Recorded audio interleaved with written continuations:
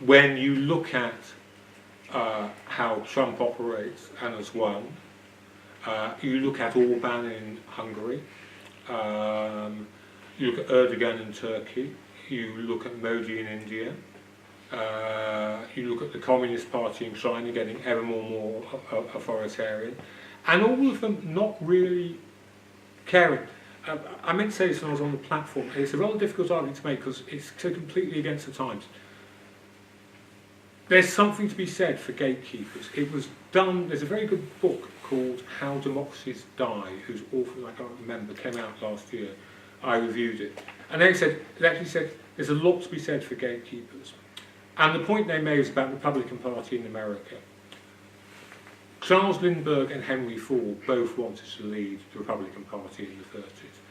And they were basically fascists. I mean, without, sorry, but they were.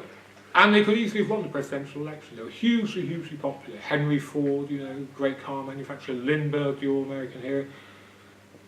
But, this is just to show how old-fashioned the idea of gatekeepers is, the men in smoke-filled rooms, and yes, they all were all men, and yes, they all smoked, said no, these men are dangerous to the Constitution. Now, that has gone with the direct democracy of the American primary, which meant Trump can just walk in and take it. It's going in Britain. Theresa May, why on earth is she still Prime Minister? What the hell is she doing? Her sole policy, her signature policy, goes down to the greatest defeat in House of Commons ever, and she doesn't resign. She doesn't resign because I have the mandate of referendum for me.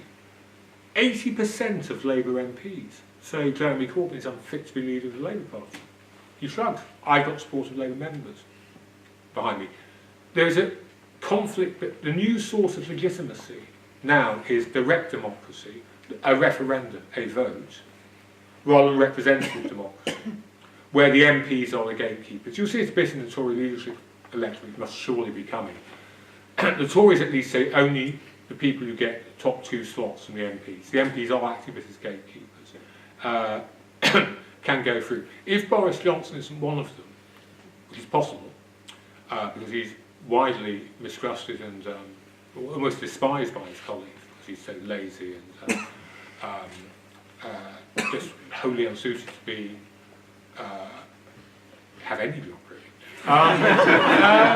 All hell will break loose in the Tory party among their members, but we want Boris, and you're denying us. What right do you have to do this? As the technology advances, why can't we have referendums all the time on our phone?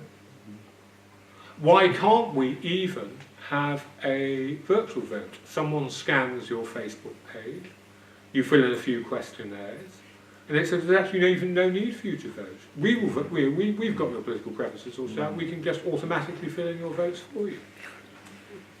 We need to start developing arguments against that. And one of the arguments is, and you're told never to make it, is because there are trade-offs, because it's difficult, because it's complicated. But those are the arguments of representative democracy.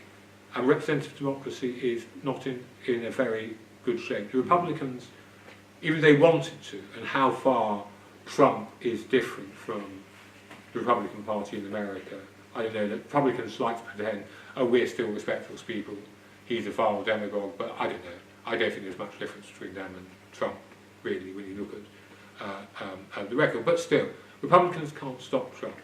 80% of Labour MPs can't say, we're a parliamentary democracy, you don't have the confidence of your own party, how can you carry on being leader of the opposition? Theresa May can't, her policy fails, she doesn't resign. And then do you notice, and people say we haven't had our strong man, strong woman politician. Theresa May's tried, she's just useless at it. I mean, do you remember when she finally made her televised address? This was a couple of months ago.